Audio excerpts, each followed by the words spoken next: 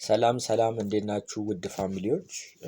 በብዙዎቻችሁ ጥያቄ መሰረት ቴሌግራም ላይም እዛው ፖፖ ላይቭ ላይም በጠየቃችሁኝ መሰረት በምን አይነት መልኩ ስፔሻሊ አዳዲስ ልጆች ስንሆን በምን አይነት መልኩ መስራት ይኖርብናል፣ እንዴት አድርገን ሌቭላችንን ማሳደግ አለብን፣ እንዴት አድርገን ኮይን መሰብሰብ እንዳለብን፣ እንዴት አድርገን አዳዲስ ልጆችን ኢንቫይት ካደረግናቸው ልጆች ደግሞ ኮሚሽን ማግኘት እንዴት እንችላለን፣ በአጠቃላይ እዚህ ስራ ላይ ገብተን እንዴት ትርፋማ መሆን እንችላለን፣ በአጭር ጊዜ ውስጥ እንዴት ተከፋይ መሆን እንችላለን የሚሉትን እና ሌሎችን ጠቃሚ ሀሳቦችን ለእናንተ ጠቃሚ ናቸው ብዬ ማሰባቸውን ሀሳቦች የማጋራበትን የዩቲዩብ ቻናል ከፍቻለሁ።